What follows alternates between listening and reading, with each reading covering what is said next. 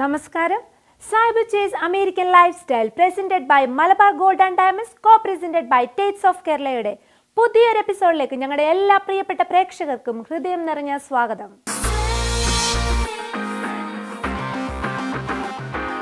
ഇന്ന് American life സ്റ്റൈലിൽ Florida state engineering board chairman mister Babu വർഗീസിനെ ഞങ്ങൾ പരിചയപ്പെടുത്തുന്നു.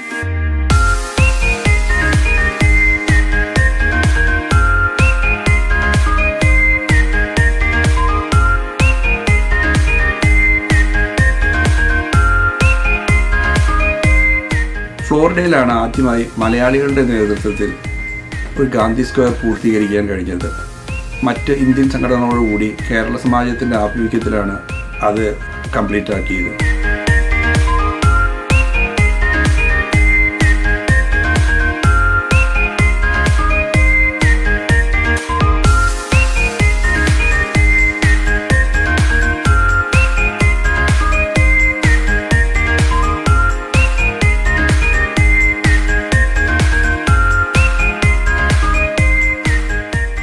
പൂരങ്ങളുടെ നാടായ തൃശൂരിൽ നിന്ന് എഞ്ചിനീയറിംഗിൽ മാസ്റ്റർ ബിരുദം നേടുവാൻ 1984 ബാബു വർഗീസ് അമേരിക്കയിലെത്തിയത്. സ്ട്രക്ചറൽ എഞ്ചിനീയറിംഗിൽ ഉന്നത വിജയം കരസ്ഥമാക്കി കർമ്മരംഗത്ത് വെന്നിക്കുടി പാറിച്ചുകൊണ്ട് പടിപടിയായി വളർന്ന് ഇന്ന് ഈ പ്രതിഭ എത്തി നിൽക്കുന്നത് ഫ്ലോറിഡ സംസ്ഥാന എഞ്ചിനീയറിംഗ് ബോർഡിന്റെ ചെയർമാനായിട്ടാണ്.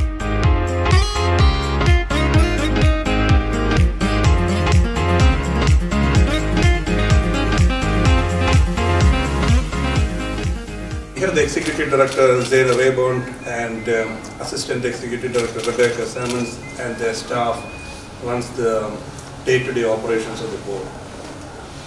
We also have to manage and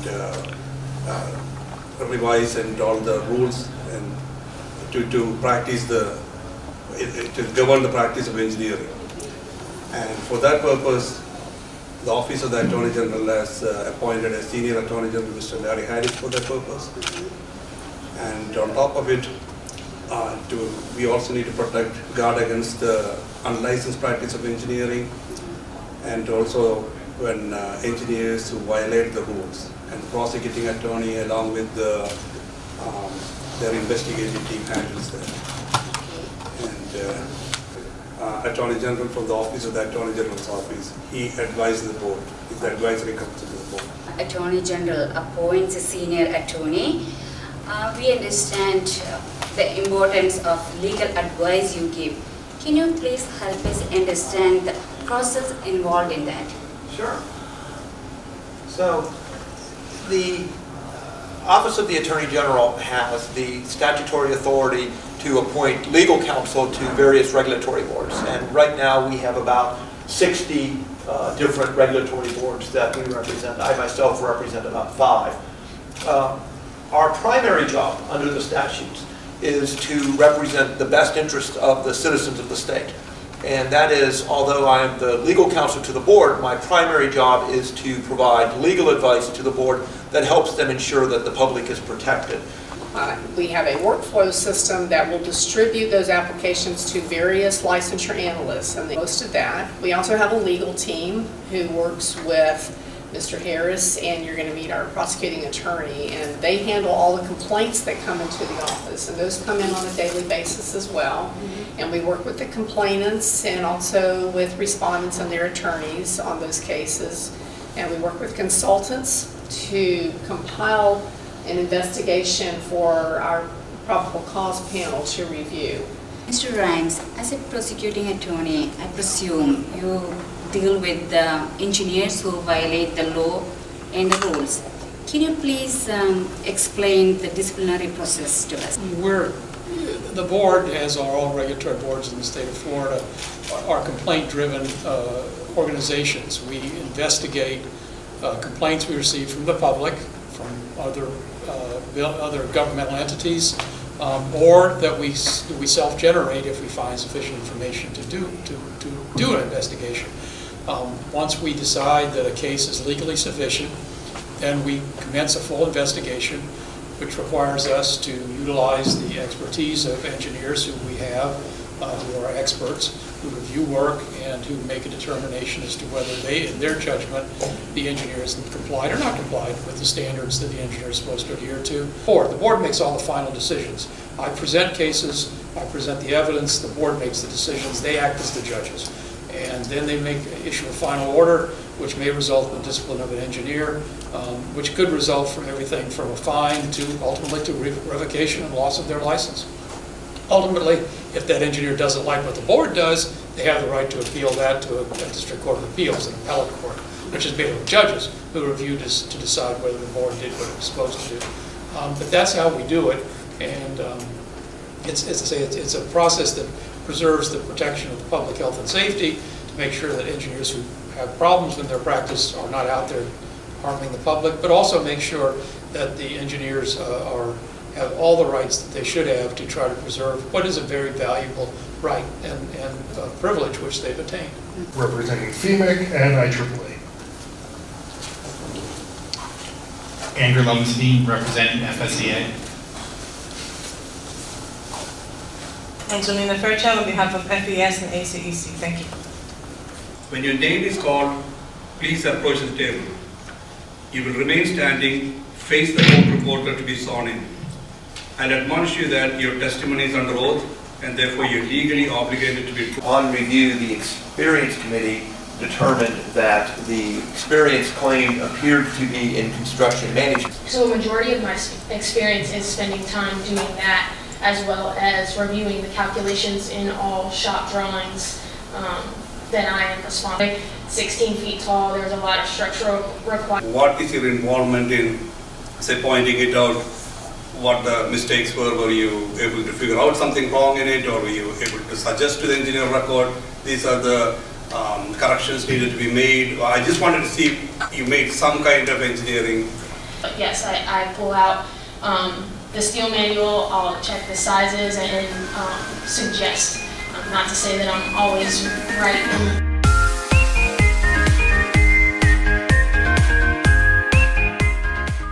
ഇന്ത്യക്കാർക്ക് ഏറെ അഭിമാനമായി ആദ്യമായാണ് ഒരു മലയാളി ഒരു സംസ്ഥാന എഞ്ചിനീയറിംഗ് ബോർഡിന്റെ സാരഥിയാവുന്നത്. ശ്രീ ബാബു വർഗീസിന്റെ വളർച്ചയുടെ വഴികളിലൂടെ നമുക്കൊന്ന് സഞ്ചരിക്കാം. അമേരിക്കയിലെ എല്ലാ സംസ്ഥാനങ്ങളിലും എഞ്ചിനീയറിംഗ് പ്രാക്ടീസ് ചെയ്യുന്നതിന് പ്രൊഫഷണൽ എഞ്ചിനീയറിംഗ് ലൈസൻസ് PE നിർബന്ധമാണ്. എഞ്ചിനീയറിംഗ് മേഖലയെ നിയമാനുസരണം നിയന്ത്രിക്കുന്ന Florida board of professional engineers FBPE ബോർഡാണ്. അമേരിക്കയിലെ 20ഓളം സംസ്ഥാനങ്ങളിൽ എഞ്ചിനീയറിംഗ് ലൈസൻസ് ഉള്ള ബാബു വർഗീസിന്റെ ഉടമസ്ഥതയിലുള്ള ആപ്ടെക് എഞ്ചിനീയറിംഗ് കോർപ്പറേഷന്റെ പ്രസിഡന്റും പ്രിൻസിപ്പൽ എഞ്ചിനീയറുമാണ് ബാബു.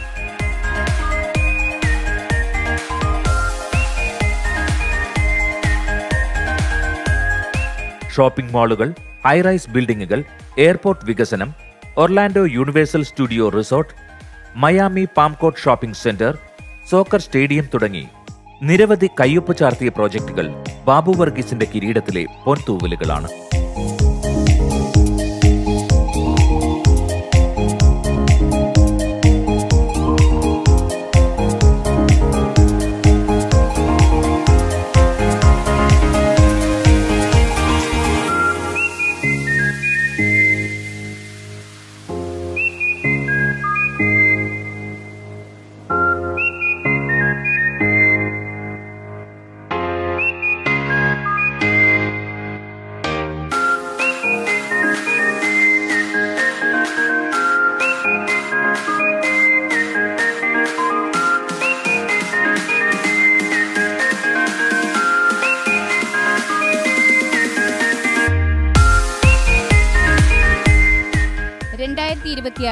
വേൾഡ് കപ്പ് ഫുട്ബോളിനായി അമേരിക്ക തയ്യാറെടുക്കുകയാണ്. അതിൽ ചില മത്സരങ്ങൾ ഇവിടെ ഫ്ലോറിഡയിൽ വെച്ച് നടക്കും. വലുതും ചെറുതുമായ ധാരാളം സ്റ്റേഡിയങ്ങളുടെ നിർമ്മാണ പ്രവർത്തനങ്ങൾ പുരോഗമിച്ചുകൊണ്ടിരിക്കുന്നു. അതിനായി നിർമ്മാണം പുരോഗമിക്കുന്ന ഒരു സ്റ്റേഡിയത്തിലാണ് ഇപ്പോൾ നമ്മൾ മിസ്റ്റർ ബാബു വർഗീസിനോടൊപ്പം നിൽക്കുന്നത്.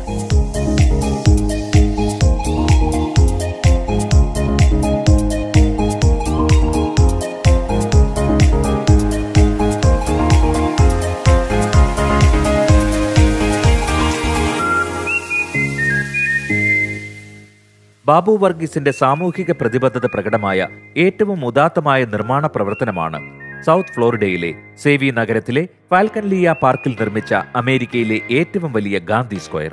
ഈ ഗാന്ധി സ്ക്വയറിന് ബഹുമതിയായി ആദരണീയനായ ഇന്ത്യയുടെ മുൻ പ്രസിഡന്റ് ശ്രീ APJ അബ്ദുൽ കലാമിൽ നിന്ന് പ്രത്യേക സമ്മാനവും പ്രശംസയും ഏറ്റുവാങ്ങാൻ ബാബുവിന് സാധിച്ചു.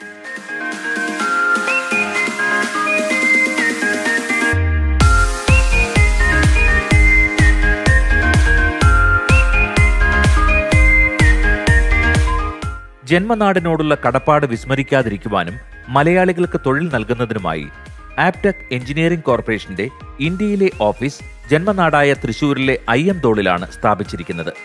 അവിടെ ഇപ്പോൾ 80-ലധികം യുവ എഞ്ചിനീയർമാർ അമേരിക്കയിലെ വിവിധ പ്രോജക്റ്റുകൾക്കായി ജോലി ചെയ്യുന്നു.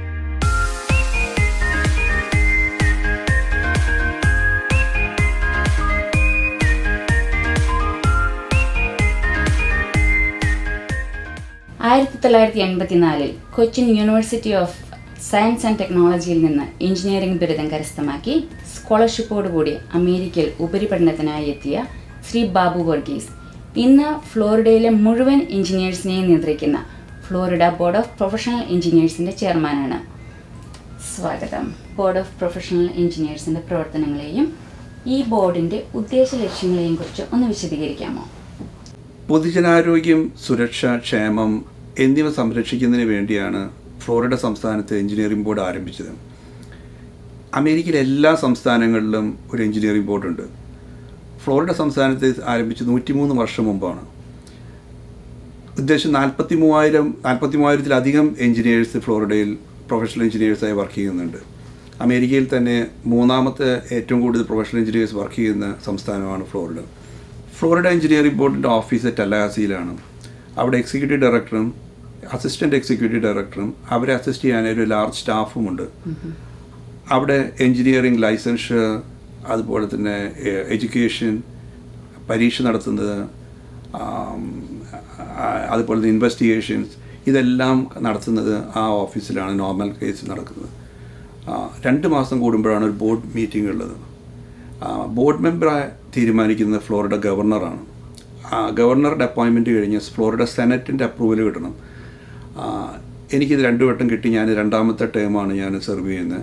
ഇപ്പോൾ ഞാനത് ചെയറായിട്ടാണ് വർക്ക് ചെയ്യുന്നത്.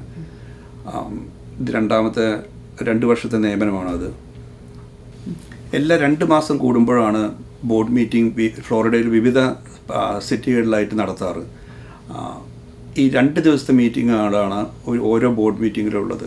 ആദ്യത്തെ ദിവസം കമ്മിറ്റി റിപ്പോർട്ട്സുകളും ബോർഡിൻ്റെ പ്രവർത്തനങ്ങളും, അതുപോലെ തന്നെ പരീക്ഷയ്ക്ക് ഇരിക്കുന്നവരുടെ licensing and education review, application review ഒക്കെ ആയിരിക്കും ആദ്യം നടത്തുന്നത്. 2ാമത്തെ ദിവസമായിരിക്കും ഡിസിപ്ലിനറി ആക്ഷൻ എടുക്കുന്നതും ലൈസൻഷറിൽ കുറവുള്ളവരുടെ കാര്യങ്ങൾ തീരുമാനങ്ങൾ എടുക്കുന്നതിനും ശിക്ഷാ നടപടികൾ തീരുമാനിക്കുന്നതെല്ലാം 2ാമത്തെ ദിവസമായിരിക്കും. അമേരിക്കയിൽ എഞ്ചിനീയറായി പബ്ലിക്കിനെ സേർവ് ചെയ്യണമെങ്കിൽ പ്രൊഫഷണൽ എഞ്ചിനീയറിംഗ് ലൈസൻസ് മാൻഡേറ്ററി ആണല്ലോ. ഈ PE ലൈസൻസ് എങ്ങനെയാണ് നേടുന്നത്? അതിനുള്ള മാനദണ്ഡങ്ങളും യോഗ്യതകളും എന്തൊക്കെയാണ്? ഒരു പ്രൊഫഷണൽ എഞ്ചിനീയറിംഗ് ലൈസൻസ് കിട്ടാൻ 3 ഘടകങ്ങളാണ് ഉള്ളത്. ഒന്ന് എഡ്യൂക്കേഷൻ, അതായത് ഒരു അംഗീകൃത യൂണിവേഴ്സിറ്റിയിൽ നിന്ന് 4 വർഷത്തെ ബിരുദം നേടിയിരിക്കണം. 2ാമത് എക്സ്പീരിയൻസ്, ഒരു 4 വർഷം ഒരു പ്രൊഫഷണൽ എഞ്ചിനീയറുടെ കീഴിൽ വർക്ക് ചെയ്തിട്ടുണ്ടാവണം, ഒരു എഞ്ചിനീയറിംഗ് മേഖലയിൽ വർക്ക് ചെയ്തിട്ടുണ്ടാവണം. 3ാമതായിട്ട് വേണ്ടത് എക്സാമിനേഷൻ. അതിലാണ് 16 മണിക്കൂറിൻ്റെ പരീക്ഷയാണ് 2 ദിവസത്തെ. ആദ്യത്തെ ദിവസത്തെ 8 മണിക്കൂറിൻ്റെ പരീക്ഷ 4 വർഷത്തെ എഞ്ചിനീയറിംഗ് എൻറ്റയർ കരിക്കുലം കവർ ചെയ്യുന്നതായിരിക്കും. 2ാമത്തെ 8 മണിക്കൂറിൻ്റെ പരീക്ഷ ഏത് ഏരിയയിലാണോ നമ്മൾ സ്പെഷ്യലൈസ് ചെയ്യുന്നത് ആ ഏരിയനെ പറ്റിയിട്ടുള്ളതായിരിക്കും. ഈ 3 കാര്യങ്ങളും കഴിയുമ്പോൾ എഡ്യൂക്കേഷൻ, എക്സ്പീരിയൻസ്, എക്സാമിനേഷൻ, ഇതിൽ പരീക്ഷയും കൂടി പാസ്സായി കഴിയുമ്പോഴാണ് ബോർഡ് സർട്ടിഫിക്കറ്റ് കൊടുക്കുന്നത്. പരീക്ഷ കൺട്രോൾ ചെയ്യുന്നതും അതുപോലെ തന്നെ അതിനുള്ള സർട്ടിഫിക്കറ്റ് കൊടുക്കുന്നതും ബോർഡായിരിക്കും. കർമ്മരംഗത്ത് വൈദഗ്ധ്യം തെളിയിച്ച് അമേരിക്കയിലെ 18ഓളം സ്റ്റേറ്റുകളിൽ നിന്ന് ലൈസൻസ് ലഭിച്ചിട്ടുള്ള അങ്ങയുടെ എഞ്ചിനീയറിംഗ് സ്ഥാപനങ്ങൾ ഇതിനോടകം വ്യത്യസ്തമായ പല പദ്ധതികളും പൂർത്തിയാക്കിയിട്ടുണ്ടല്ലോ. ആ പദ്ധതികളെക്കുറിച്ച് ഒന്ന് വിശദീകരിക്കാമോ? 1989 ആപ്ടെക് എഞ്ചിനീയറിംഗ് എന്നൊരു സ്ഥാപനം ഫ്ലോറിഡയിൽ ഞാൻ ആരംഭിച്ചത്. ഇവിടെയും ഒരു ഓഫീസ് തൃശ്ശൂരുമുണ്ട്. അവിടെ 2 സ്ഥലത്തുമായി 85ഓളം എൻജിനീയേഴ്സ് വർക്ക് ചെയ്യുന്നുണ്ട്. അമേരിക്കയിലെ പല സംസ്ഥാനങ്ങളിലും അതുപോലെ തന്നെ അമേരിക്ക പുറത്തുള്ള പല രാജ്യങ്ങളിലുമായി പല ടൈപ്പ് പ്രോജക്റ്റുകൾ ചെയ്യാനുള്ള അവസരം കിട്ടിയിട്ടുണ്ട്. എയർപോർട്ടുകളും അതുപോലെ തന്നെ cruise terminal, waste to energy facilities, hotels, അതുപോലെ തന്നെ പല പ്രോജക്റ്റുകളും യൂണിവേഴ്സൽ സ്റ്റുഡിയോസ്, ഡിസ്നി വേൾഡ് അങ്ങനെയുള്ള ലാർജ് പ്രോജക്ട്സും ചെയ്യാനുള്ള അവസരം കിട്ടിയിട്ടുണ്ട്. അമേരിക്കൻ യൂണിവേഴ്സിറ്റികളിൽ നിന്നുള്ള പഠനവും എഞ്ചിനീയറിംഗ് മേഖലയിലുള്ള അങ്ങയുടെ പരിജ്ഞാനവും വൈദഗ്ധ്യവും ഇന്ത്യയിലും കേരളത്തിലും യൂണിവേഴ്സിറ്റികളിൽ പഠിക്കുന്ന എഞ്ചിനീയറിംഗ് വിദ്യാർത്ഥികൾക്കും അവരുടെ കരിക്കുലത്തിനും എങ്ങനെ പ്രയോജനപ്പെടുത്താം? ചുരുക്കത്തിൽ പറഞ്ഞ നാട്ടിലെ എഡ്യൂക്കേഷൻ കോമ്പറ്റീഷൻ ബേസ്ഡ് ആണ്. അതായത് സിലബസ് അനുസരിച്ച് പഠിക്കുന്നു, പരീക്ഷ എഴുതുന്നു, പാസ്സാകുന്നു. അമേരിക്കയിലാണെങ്കിൽ മോർ ഓഫ് എ കൊളാബറേഷനാണ്.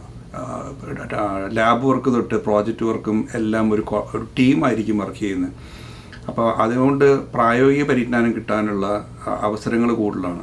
അതുപോലെ തന്നെ ഇൻറ്റേൺഷിപ്പ് ആണെങ്കിലും ഇൻഡസ്ട്രിയിലുള്ള എക്സ്പേർട്സിനെ കൊണ്ടുവന്നുള്ള ടോക്കും എല്ലാം വളരെയധികം ഇവിടുത്തെ എഞ്ചിനീയേഴ്സിന് അത് ഉപകരിക്കുന്നുണ്ട്. അമേരിക്കയിലെ ഏറ്റവും വലിയ ഗാന്ധി സ്ക്വയർ ദേവി നഗരത്തിലെ ഫാൽക്കൺ ലീ പാർക്കിൽ അതിമനോഹരമായി ഡിസൈൻ ചെയ്ത് പൂർത്തീകരിച്ചിരിക്കുന്നത് അങ്ങയുടെ മേൽനോട്ടത്തിലാണല്ലോ.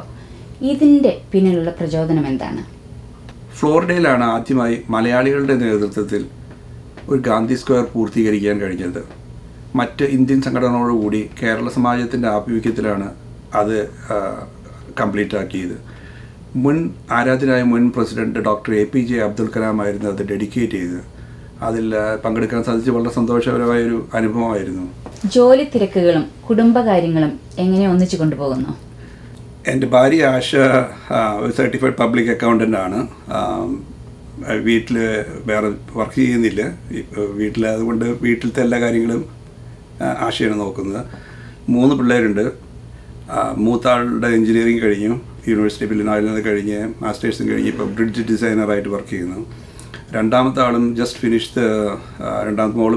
Finished engineering and working in Orlando. മൂന്നാമത്തെ ആൾ ഹൈസ്കൂൾ വിദ്യാർത്ഥിയാണ്. പ്രൊഫഷണൽ ലൈഫും പേഴ്സണൽ ലൈഫും ബാലൻസ് ചെയ്ത് കൊണ്ടുപോകാൻ പറ്റുന്നത് തീർച്ചയായും ഫാമിലിയുടെ ഫുൾ സപ്പോർട്ടുള്ളതുകൊണ്ട് മാത്രമാണ്. ബാബു വർഗീസിന്റെ വിജയത്തിന് പിന്നിൽ താങ്ങും തണലുമായി കുടുംബാംഗങ്ങളുമുണ്ട്. ഈ പ്രോത്സാഹനവും കരുതലും കൂടുതൽ കർമ്മനിരതനാകുവാൻ അദ്ദേഹത്തിന് പ്രചോദനമാകുന്നു.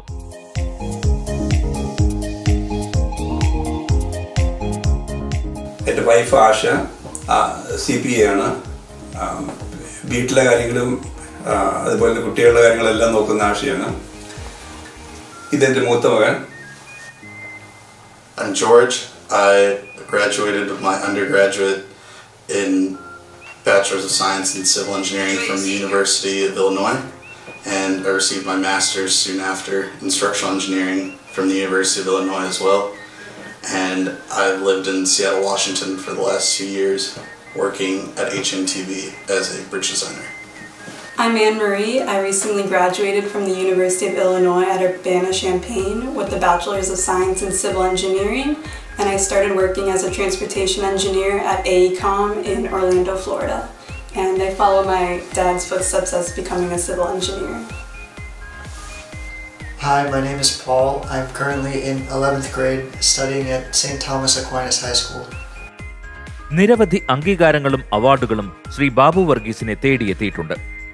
2019 കമ്മ്യൂണിറ്റി സർവീസിനായുള്ള ഗർഷോം പ്രവാസി രത്ന അവാർഡ് നോർവേയിൽ വെച്ച് നടന്ന ചടങ്ങിൽ നിന്നും ഏറ്റുവാങ്ങി.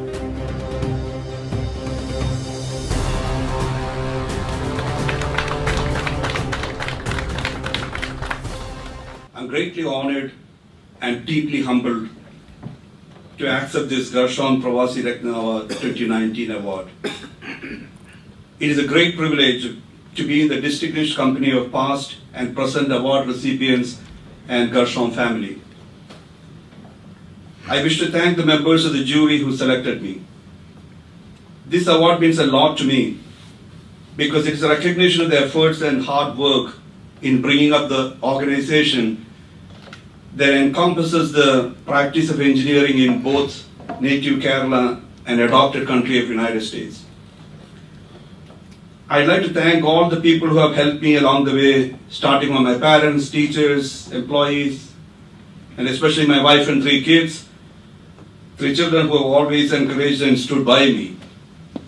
I hope a recognition like this would encourage the other people to get involved in helping and bringing up young talent in India. I'd like to conclude by quoting the famous verse, "To whom much is given, from him much is expected." When we reach the pinnacle of our success, we should extend a hand to others to climb the ladder of success. Thank you all.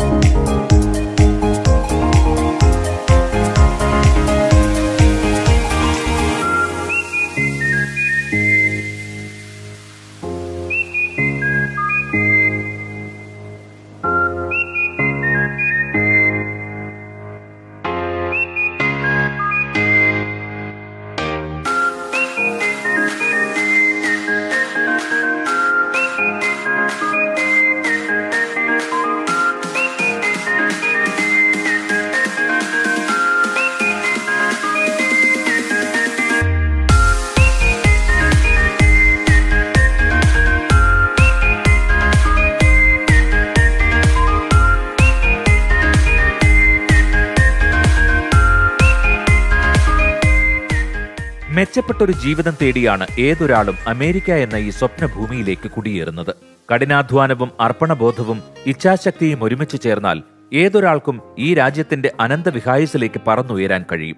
അതെ, American മലയാളികളുടെ ഇന്നിന്റെ വിജയഗാഥയിൽ ഇടം നേടി ഇനിയും ഉയരങ്ങളിലേക്ക് വളരുവാൻ Aptech എഞ്ചിനീയറിംഗിന്റെ വിജയശില്പിയും American Malayali എഞ്ചിനീയറുമായ Babu വർഗീസിന് കഴിയട്ടെ എന്ന് നമുക്ക് ആശംസിക്കാം.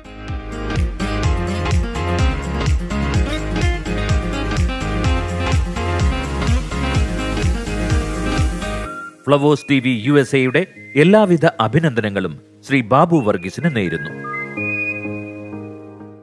അമേരിക്കൻ ലൈഫ് സ്റ്റൈലിന്റെ ഇന്നത്തെ എപ്പിസോഡ് ഏവർക്കും ഇഷ്ടമായെന്ന് ഞങ്ങൾ വിചാരിക്കുന്നു.